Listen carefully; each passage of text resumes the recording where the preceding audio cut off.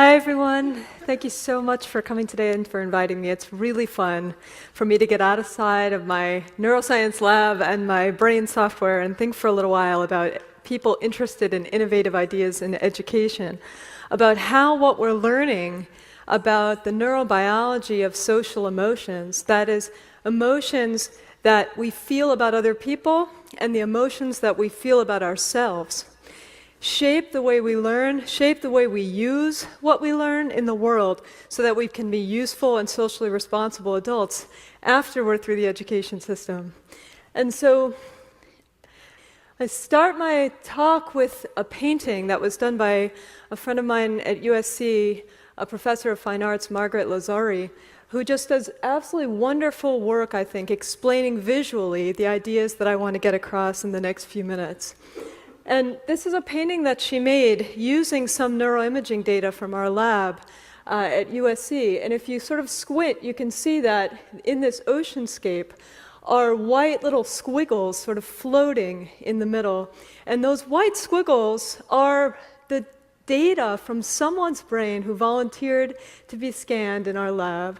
And they represent not the cortex, not the little bits of cells around the outside that are responsible for letting you think about things, but the connectivity across the entire brain, the ways that those little cells network and talk to one another in order for you to be able to have complex, creative, innovative, holistic and functional thinking in the world. So these white squiggles represent not just the place where the thinking happens, but the connections among the different things that you know how to think about and that you know how to do. And what I love about this painting is that she did not paint it sort of a brain in a bucket in the corner of the room by itself, the way we oftentimes think of kids' brains when they come to school. You have a kid in a chair, you know, you kind of don't think about this part down, you only think about what's inside there, and you've got a little brain there, and you need to put stuff in it. And that is not how we learn. She instead painted the connectivity of the brain into this rich sort of tide pool of life. She's got the sun shining through that brain. She's got little weeds growing up into it. She's got fish swimming by it to represent the quickness of our creative thinking and our innovations. And what I love is that she's painted the brain sloshing back and forth in the culture of our society. The way we live is not just biological, it's also socio-cultural.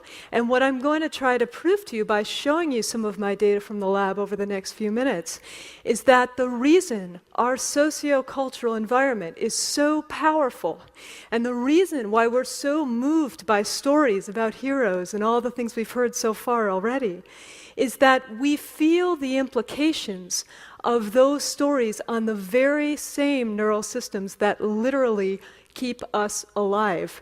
It turns out what we're discovering is that our biological survival and our sociocultural survival are housed or are controlled and felt by the very same neural systems in our brain.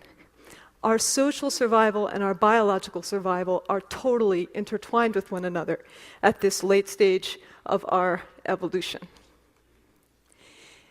To a backdrop of a brain, I'm going to tell you a story. This is a true story. It's a story about a woman who lives in Sudan. Her story is that she was born in a very rural, very arid part of Sudan, as many people are. And as a child, this meant that she had no access to medical care. There's something like one physician for 16,000 people, and that physician is almost always too far for you to be able to walk to them. It means that she had even no opportunity for elementary education. She had never been to school. She did not know how to read. She had no access to books or information. And what happened to this young woman when she was 13 years old, she found herself alone with her mom when her mom went into labor with her baby sister, and she had no way to find out what to do, and she stood by and watched as both her mom and her baby sister died in front of her. And as she was making sense of that experience, she decided that she wanted to do something about that for other people, and she decided she wanted to be a physician. She wanted to help other people in her native Sudan so that they would not face the same circumstances that she and her mother and her baby sister had. But she had never even been to school. And then 2 years later, when she was 15 years old, she heard tell of a family from Cambridge, England, from the university there, a sociologist, the mom, and an anthropologist, the dad, and their 2 school-age girls, who came to rural Sudan to do field work for 2 years. And she walked to them and presented herself and said, as they say in Africa, I want to be your house girl. I want to work for you. I want to clean and cook and take care of your girls during the day while you're working and shop for you and take care of you during your stay here in my country. And they hired her on. And over the following 2 years, every day as those 2 little girls would sit down with their British school books, she would sit with them and ask them to explain to her what they were learning, and to teach her what they were learning as a way for them to understand it better and as a way for her to learn. And after the 2 years of her stay with them, she, in essence, was taught by those 2 little girls how to read, basic calculation, the rudiments of a British elementary education. And when that family was due to return back to Cambridge at the end of the 2 years, they were so taken with her that they offered to bring her back with them. And imagine the courage it took for her to leave everything that was familiar, the food, the climate, the culture, the dress, and go somewhere so foreign and different in the service of her goal. She went, and to make a long story short, she went through the British educational system as a young adult. She went on to university. She went through medical school.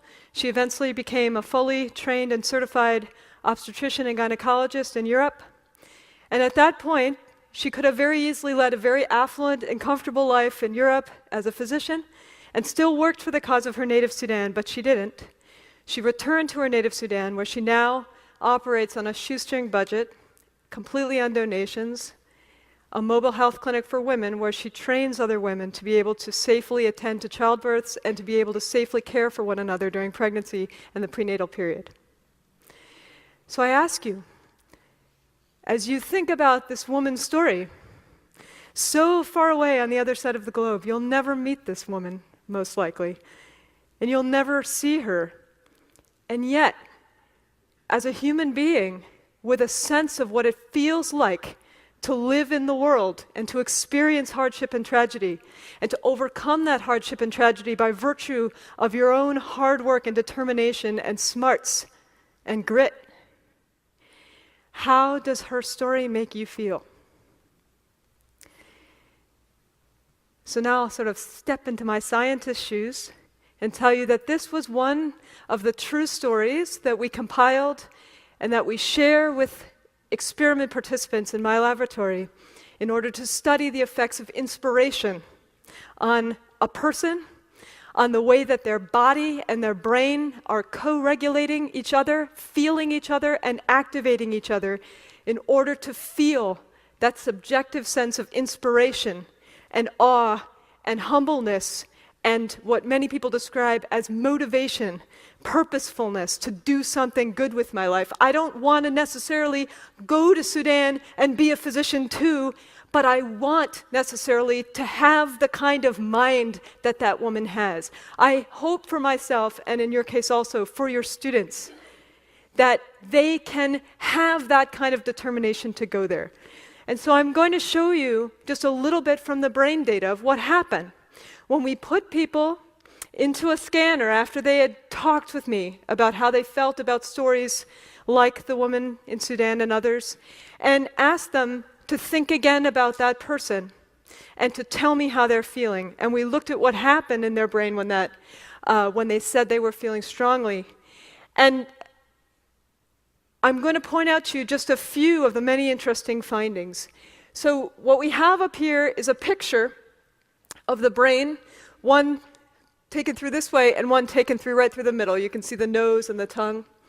And what I want to point out to you is that via these orange maps, by the way, stand for places in the brain where there is more blood flowing, more activity, when the person says in the scanner, I feel hugely moved and inspired by that Sudanese woman, as compared with when they say, you know, that's interesting, but I'm not all that moved right now, to other stories that are not meant to be as extraordinary. And I want to point out to you two very, very interesting findings for education, for educators to know about. The first, you can see in this picture here on the right. If you look about 2/3 of the way up, there are these bright orange blobs on the side. Those bright orange blobs those are in the part of your brain where you literally feel what's going on in your guts. It's the feeling of your intuitive gut self in a literal sense. These are the same cortices that tell you when you have a stomach ache. You use those to feel your emotions about other people. And the next part I want to show you is down here in the brain stem. This is a part of the brain that you literally cannot live without. These parts, the mesencephalon and the medulla all the way down at the bottom, if you get damage in the location of that orange spot all the way down, we cannot even keep you alive on life support. These are the nuclei that literally make your heart beat, make you breathe when you're asleep, make your blood pressure stay within legal limits. When you feel inspired by another human being's mental qualities, you are literally feeling that inspiration on the substrate of your own biological survival. Your biology and your sociality are completely, at this point, intertwined with one another. As human beings, feeling alive means feeling alive in a body, but also feeling alive in a society, in a culture, being loved, being part of a group, being accepted, and feeling purposeful. And so I'm going to close my talk with a poem that was written by Stanley Kunitz. He was the former poet laureate of the United States. He wrote this poem when he was 98 years old.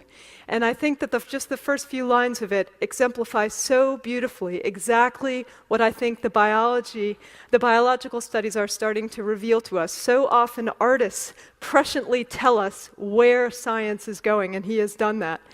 He says, I have walked through many lives, some of them my own, and I'm not who I was, though some principle of being abides, from which I struggle not to stray. And I take that as a biologist to mean the process of living your life is a process of embodiment. It's a process of walking through your life in a body. It's not a sort of abstract thing where the body's there and the head's separate. No, you live in your life, and you don't just live in your life, you live in other people's lives, and you live multiple lives, as many as you can appreciate having. That is, in essence, the purpose of education, to expose people to these experiences. And doing that changes you. I'm not who I was, he says, and yet there's some little sense of me that still lives there. The very bottom of your brainstem is the very essence of your survival, and it stays. Thanks.